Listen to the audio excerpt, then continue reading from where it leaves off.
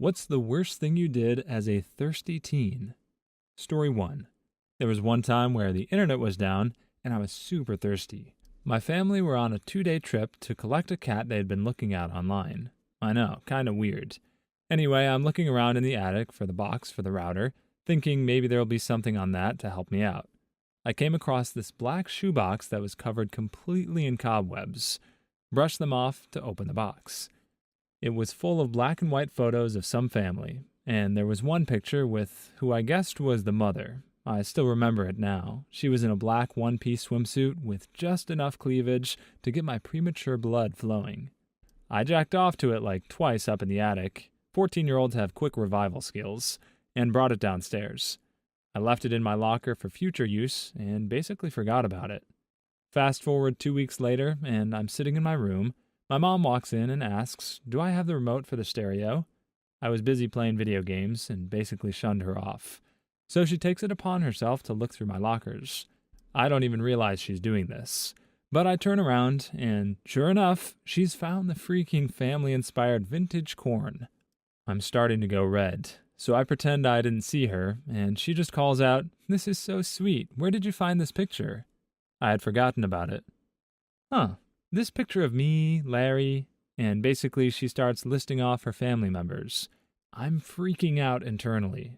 So unknowingly to me, I jacked off to a picture of my now dead grandmother. It doesn't get much worse than that.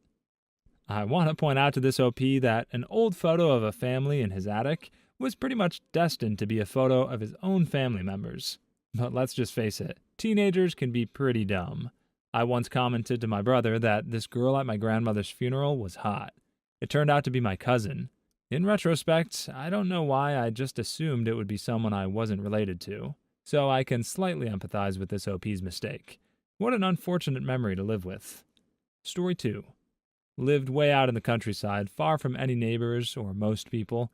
Spent most summers without seeing anyone from school. Well, over time, I made a doll out of old pillows, electrical tape, and pilfered girls' clothes I'd grabbed when I was at a friend's house. I got the idea after watching an episode of Real Talk about them. I had a small hatch inside my bedroom closet that led to the attic. It was far enough away from the main pull-down steps that I felt confident no one would find it. I'd lock my door and blast rock music, pretending that I was emo and had anger issues, but I'd really just be freaking it. This became my surrogate for whatever girl I was crushing on, but was too afraid to ever speak to, from 6th grade until senior year of high school. At the beginning of senior year, a hurricane caused my bedroom ceiling to collapse into the attic, and even though it wasn't near the doll, I was still freaking out. So when my family went on a supply run during the aftermath, I made an excuse to stay, and I pulled out. I guess at that time I was probably calling her Veronica, carried her deep into the woods near my house to a fire pit we'd camped near, freaked her one last time, and burned her. Story 3.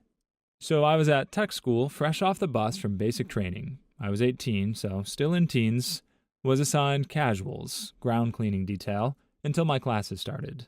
I was talking to this girl while we were raking around one of the dorms. The conversation turns dirty. Before I know it, I'm copping feels on her arse and her thigh quickly here and there, which she in turn is telling me is turning her on. Up until now, I've been careful, as we're fully outside in plain view. I've been making sure no one has been looking as I do these things. And then it happens. She bends over, and I see my chance, and I run my hand up between her legs when she's bent over, and she giggles. All of a sudden, I hear a loud, "What the frick?" I turn around, and my blood runs cold, as there's a high-ranking airman just staring at me incredulously. He then turns to the girl I've been fooling around with, and asks her if she wants him to report me to the sergeants. I feel like I'm going to black out from fear, and then she tells him, "No, I got a handle on it." And he looks at me, and then her, and says, "Are you sure?" She nods, and then he walks off. And then I proceed to have a panic attack. Story 4. I learned in 5th grade, so I was 9, not a teen, that I could climb a pole and it would cause me to origami. So every day at recess, I was out in the schoolyard climbing rusty old poles. My mother would complain to me because I would come home from school every day with a rust streak all up and down the front of my clothes. One day, I was just about at the top of the pole when the bell rang. I figured I had just enough time to finish climbing to the top when it happened. Wave after wave of awesome prepubescent origami washed over me.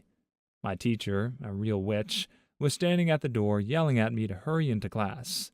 I decided right then and there that I didn't care what she said. There was no way I was climbing down until my origami had finished.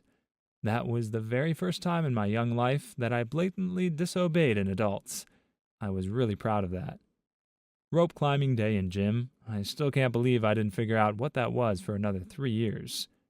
Okay, I can see why a woman might consider doing this with a pole, even though it sounds like the prologue to some pretty terrible ER stories I've heard before. But a rope? Wouldn't that burn? Can you get rope burns on a wet surface? I'm almost positive you can get them through your clothes. I just don't know if the skin has to be dry or not. There's a lot about female anatomy I admittedly don't understand, but this is a question I never thought I'd ask in my entire life. Sometimes Reddit really makes me ponder the world in ways that I have no shot in heck of being prepared for. Story 5. The things I did to every one of my female friends and most of my sister's friends in the garden of my mind were pretty awful. I once jerked off 8 times over the course of the day. Dry. My dong felt like it got skinned for ages.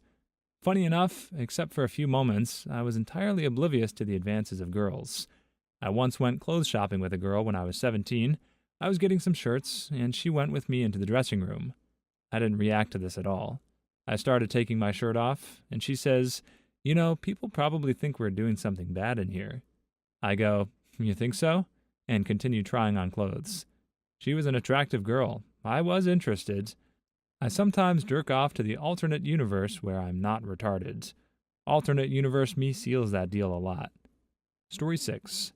I've always been more of a reader of erotica than a watcher of porn. One day in Barnes & Noble, I found a book which contained elements of my fetish.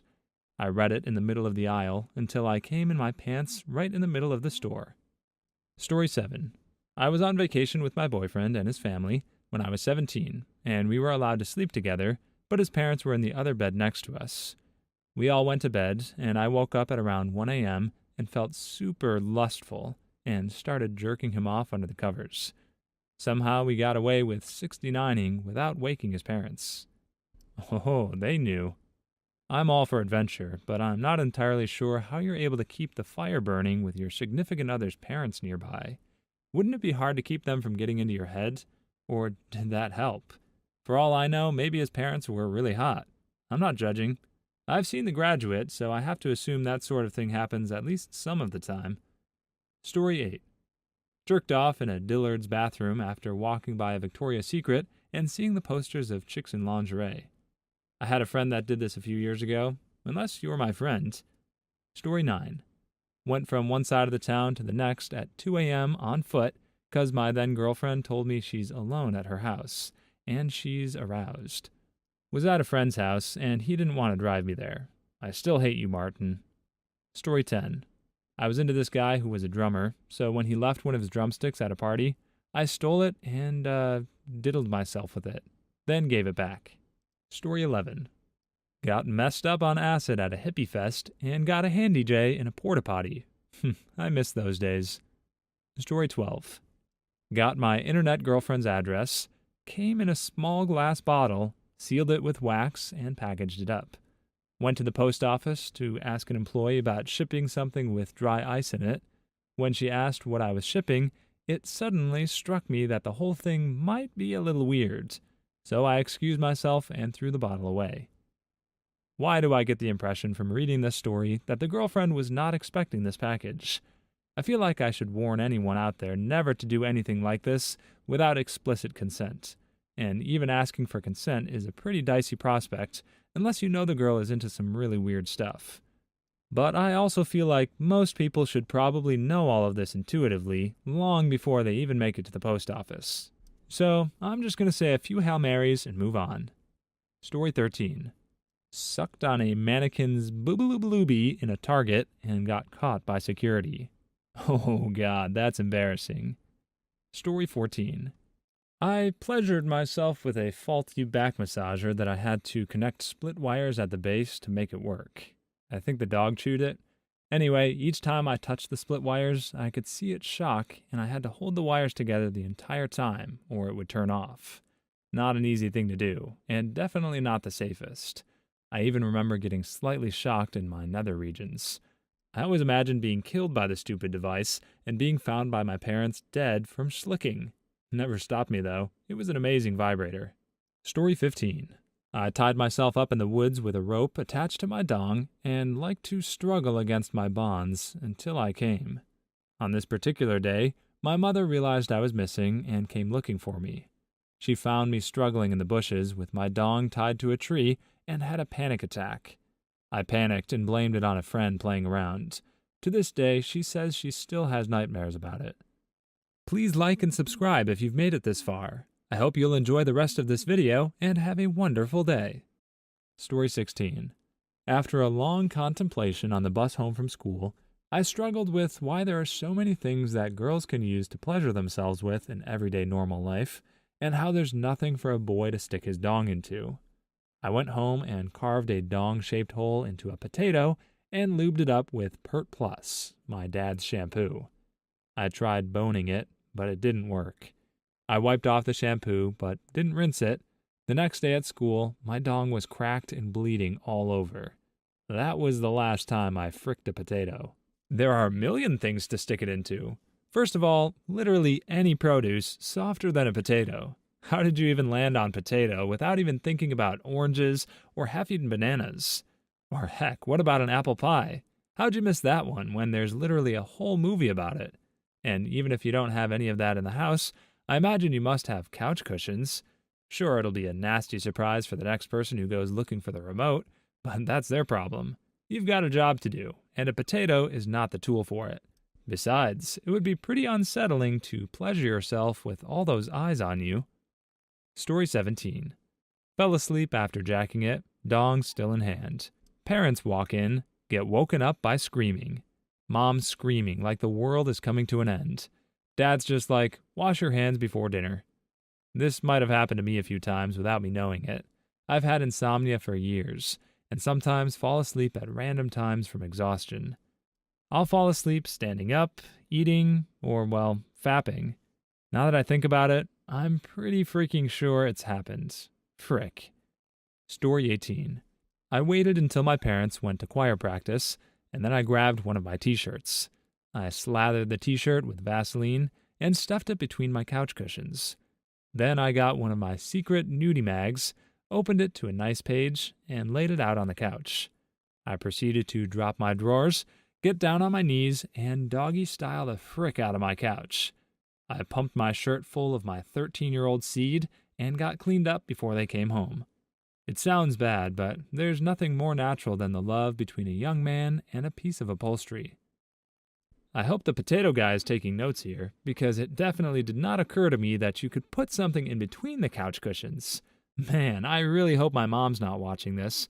If she is, I swear the couch was full of cottage cheese. That reminds me, I should probably set a doctor's appointment. Story 19. Spent all day on the beach with friends of the family, including the daughter who was my age and starting to blossom. Seeing her in a bikini all day was driving me insane. At the end of the day, we were leaving the beach, and I opted to go to the toilet because I was dying for a crap. Except I was so aroused that I decided instead to jerk off. In hindsight, I should have just had the crap and gone on my way, or at the very least done both. Sadly, I was at an age where I was entirely paranoid that everyone was suspicious of me spending extended time in the toilet. Even more sadly, I ended up crapping myself later in the day. Really balanced out the origami, I have to say.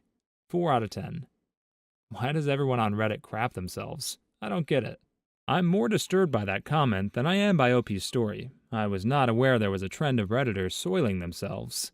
That's a terrifying thought, mostly because I'm almost positive I'll wind up doing a video about it. In any case, this OP really needs to learn how to multitask. He made a choice that did not have to be made, and he paid a nasty price for it. Story 20. I have constructed a homemade fleshlight from a coffee flask and 2 kitchen sponges with a latex glove between them with lube in it. The trick is to microwave the sponges after you soak them to heat them, and then voila. Also, I have tried to suck my own dong. I got the whole bell in, but it was more like sucking dong than it was getting sucked off, so I didn't try it again. Story 21. Shagged my then ex-girlfriend in the woods. She choked me with a belt because she thought it would be fun, and I passed out and fell against the tree. I woke up to her crying and thinking I was dead. Good times. Better than waking up to the sound of her digging a hole with a shovel. Story 22. I was in a hotel room alone in Las Vegas while my dad was in a business meeting. I jerked off to a steak or some sort of piece of meat in a magazine because it kind of looked like a vag. A piece of meat is not just a woman, you know. If you don't eat your meat, you can't have any pudding. How can you have any pudding if you don't eat your meat? Story 23. When I was 14, I cut a hole in my beanbag chair and humped for about 15 minutes before my dad knocked on the door. He walked in to see me rush under the covers with my beanbag chair and crap ton of those white styrofoam balls all over my bed. That was very hard to explain. It's not what you think. We're in love. This OP sounds like he could be a character in Big Mouth, which actually raises a few questions. Why would you go through the trouble of ruining a beanbag chair if you're just going to bring it into your bed? That's where the pillow is. It's way softer, and if you're 14, then I assume you aren't washing your own sheets, so you don't even need to worry about the cleanup. Everybody wins. Besides, if you aren't pulling out of the chair, that thing's going to smell rank after a while. Trust me. If my couch smelled half as good as cottage cheese, I'd be a blessed man. Story 24. Switched to the female character in Temple Run and jacked off to her grunts. I have no shame. Story 25. My girlfriend and I were enjoying a mid-afternoon bash, and we looked up to see my dad watching us through the window. Story 26. Cut open a mattress, stuck half a stick of butter in the crevice, and proceeded to bang my bed. And I don't envy the shame of cleaning up following that. Story 27. When I was 13, I saw a picture of Hilary Duff in a Kmart, and I got so hot and bothered that I just put my hands in my pants and jerked off right there in the aisle. I'd say something about doing that in public, but let's get real. Kmart went under for a reason. There was pretty much no chance of anyone walking up on this OP while he was going about his business. He probably didn't even need to keep his pants up if he didn't want to. Poor Kmart. Even if this happened today at one of the 6 or so Kmarts around the world, I just can't imagine anyone actually being there to witness it. Story 28. Jacked it to a local advertisement of a fast food restaurant. She took that quarter-pounder like a champ. Story 29. I fingered my girlfriend on the Haunted Mansion ride at Disneyland. Fun fact, I lived in California for a time and went to Disneyland several times a week. Learned from a friend that there are security cameras in the rides, and the staff makes a game of watching the footage just to catch people doing stuff like this. So this OP and his girlfriend almost definitely had an audience. Go with Pirates of the Caribbean next time. It's at least a bit darker in there. The Roger Rabbit ride isn't too bad if you're going it alone. Story 30. As a child, I had a stuffed animal collection. As a teen, all of those stuffed animals grew vages. And as a note, I figured out how to jerk it while watching NASCAR. Let me guess, your wiener only turns left. Story 31. Waitress brushed her boobaloobaloobies against me while setting my food down, proceeded to immediately wank myself silly in the restaurant bathroom. It was unisex, so I imagined that she'd use it too. Boobaloobaloobies brushing your shoulder is the kind of thing that's only really exciting when you're a teenager. By the time you get older, it's just a normal part of getting a haircut or going to the dentist. I'm sure that sounds weird coming from a guy whose kids are all shaped like sofa cushions, but I'm mostly just trying to discourage this OP from repeating this behavior in either of those settings. Turns out those barber capes really don't hide you as well as you would think. Please leave your stories in the comments. I'd love to make a video of them in the future. Also, don't forget to like and subscribe.